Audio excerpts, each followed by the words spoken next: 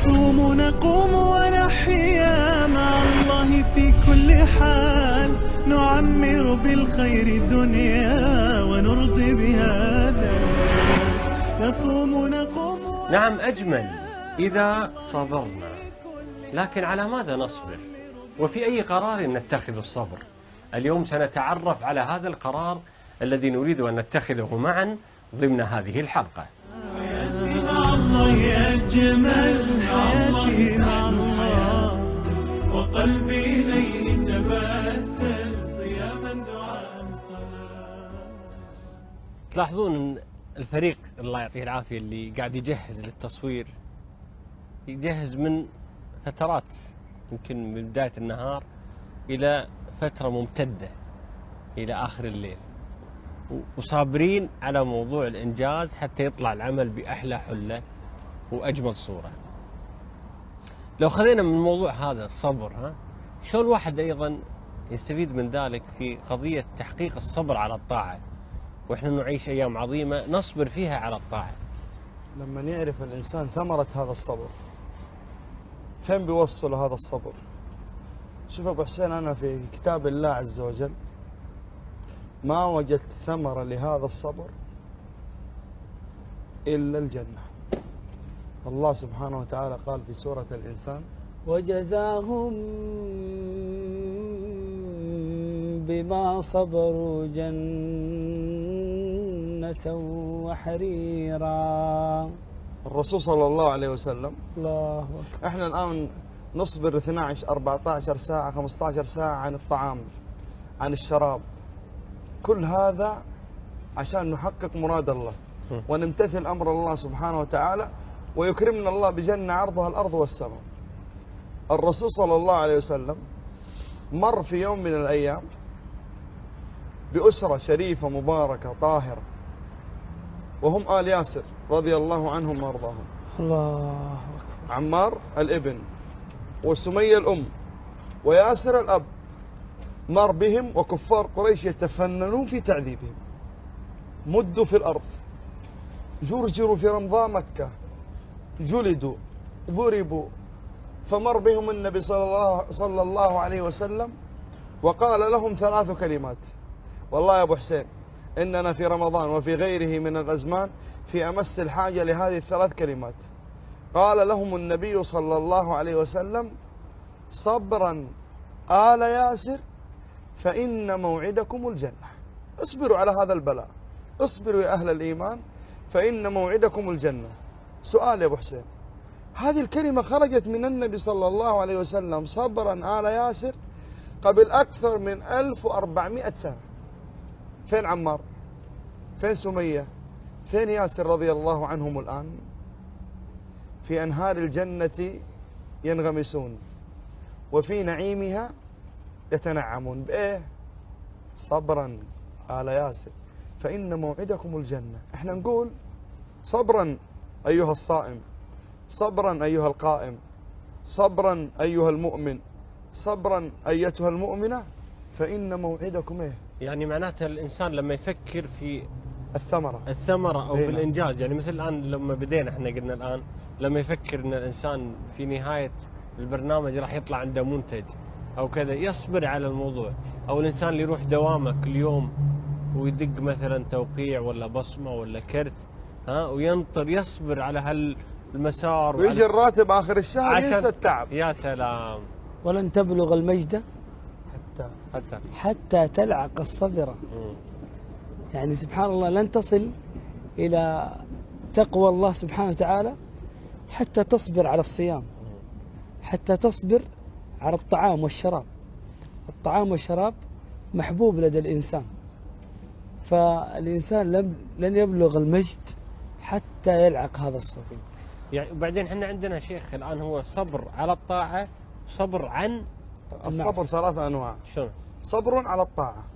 واحد واحد نايم الساعة 12 في الليل، تيجي الساعة 4 الفجر يبغى ينام، يبغى يكمل في النوم، لكن يقوم عشان يروح يصلي صلاة الفجر. هذا اسمه صبر عليه، صبر على الطاعة.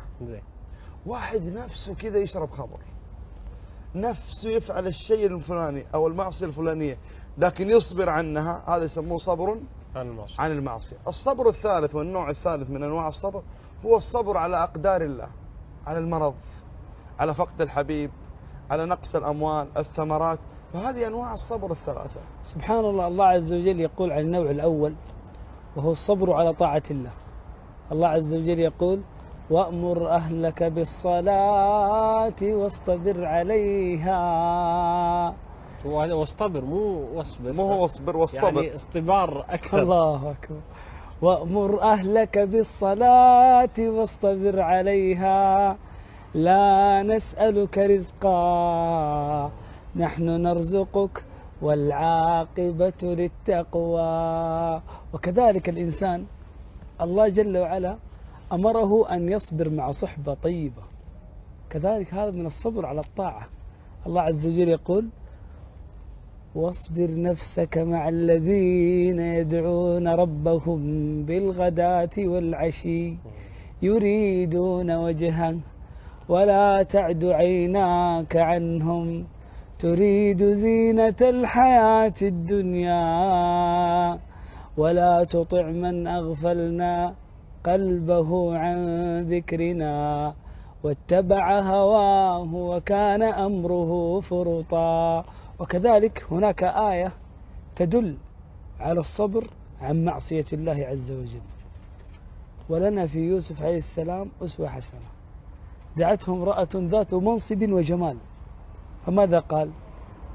معاذ الله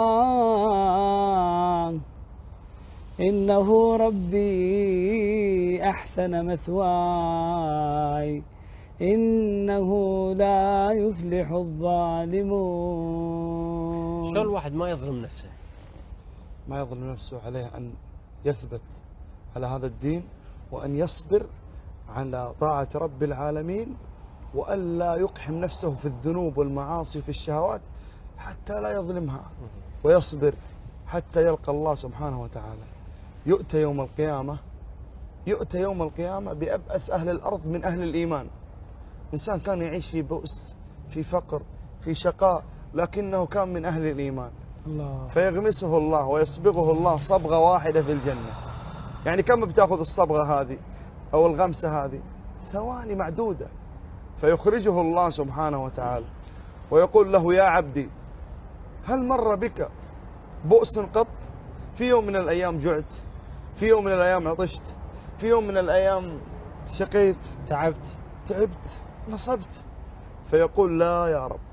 وكذلك المؤمن لما يصبر على طاعة الله، يصبر على الصلوات الخمس، يصبر على صيام رمضان، يصبر على الحج، يصبر على قراءة القرآن، والله الذي لا إله إلا هو غمسة واحدة في الجنة ستنسيك كل ذرة ألم وتعب في هذه الحياة الدنيا. لا بس الحين قضية إن يمكن الصبر يكون في البداية، لأن الإنسان مثلا يصبر على يعني الصلاة أو على قراءة القرآن، الصبر واللي هي نقصد فيه شوي نوع من المجاهدة. نعم. في عملية الاستمرار من أجل الإنجاز، هذا يمكن يكون في البداية، لكن قد يصل إلى مرحلة الإنسان خلاص يكون في شوق، صح؟ نعم، ويتلذذ. أنا نضرب مثل، هي مرحلة أولى، صح؟ نضرب مثل بالصيام. يمسك الإنسان من صلاة الفجر أول الأيام، من أول الأيام يمسك من صلاة الفجر، لما نيجي الساعة 2 الظهر 3 الظهر يبدأ يشعر بإيه؟ بالعطش والجوع والتعب والأرق. لما نيجي غروب الشمس يضع أول لقمة في فمه أو أول شربة في فمه، يشعر بإيه؟ يشعر بلذة، يشعر بمتعة، يشعر بروحانية، يشعر بفرح، يشعر بسعادة. بعد 5 6 أيام 7 أيام من رمضان يجد جسمه تعود على إيه؟ على الصيام وعلى لذة الصيام. كيف وصل لهذه المرحلة؟ بالصبر، بالمجاهدة. يعني أنا أقصد أن هلا الآن الصبر هذا هو مفتاح للوصول إلى حتى اللذة في العبادة. الله عز وجل يقول: والذين جاهدوا فينا لنهدينهم سبلنا. فسبحان الله يصل الإنسان مرحلة يجد فيها لذة. يقول أحد السلف: جاهدت نفسي على قيام الليل 20 سنة. الله. وجاهدت نفسي، يعني جاهدت نفسي 20 سنة فوجدت اللذة بعد 20 سنة 20 سنة ثانية. الله اكبر. وكذلك- يعني هذا اللي اقصد انا، نعم. يعني يا جماعه احنا هي كأنها رساله نوصلها لانفسنا ولمن يشاهدنا، ان الان قد تجد في نوع من الصراع بينك وبين الشيطان وبين نفسك في الوصول الى هذه الطاعه، وانت للحين بعضهم يقول يا جماعه انا اصلي ما وجدت لذه، اقرا قران ما وجدت لذه. نقول له اصبر. اصبر. ها الآن بسألك سؤال يا أبو حسين، الإنسان متى يشعر بقيمة الطعام ولذة الطعام؟ إذا كان جيعان. إذا جاع إذا فقد يأكل الخبز يشعر كأنه مندي.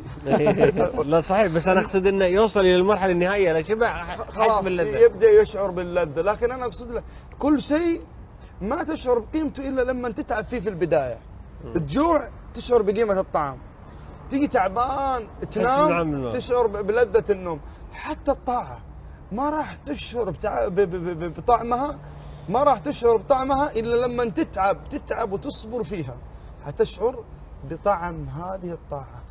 أيوب عليه السلام عندما ابتلاه الله عز وجل بالمرض، الله عز وجل قال لأيوب كلام عجيب: إنا وجدناه صابرا نعم العبد إنه أواب. وأختم أبو حسين، الله عز وجل يقول: جنات عدن يدخلونها ومن صلح من آبائهم وأزواجهم وذرياتهم والملائكة يدخلون عليهم من كل باب سلام عليكم بما صبرتم فنعم عقبى الدار. اتخذ عزيزي المشاهد القرار بأن تصبر على الطاعة حتى تذوق لذة تلك الطاعة، الله. ولتكون حياتك مع الله أجمل. اللهم يا صبور، اللهم يا صبور، أفرغ علينا صبرا يا رب العالمين.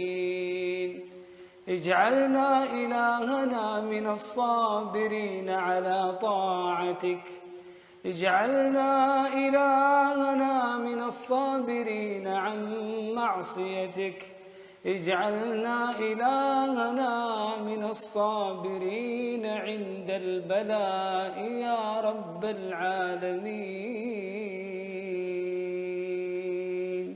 نتوب نذوب اشتياقا إلى الله في كل آن، فلا شيء أحلى مذاقا كدمع يريح الجنان. نتوب نذوب اشتياقا إلى الله في كل آن، فلا شيء أحلى مذاقا كدمع يريح الجنان. حياتي مع الله أجمل، حياتي مع الله وقلبي إليه تبتل صياما دعاء صلاة.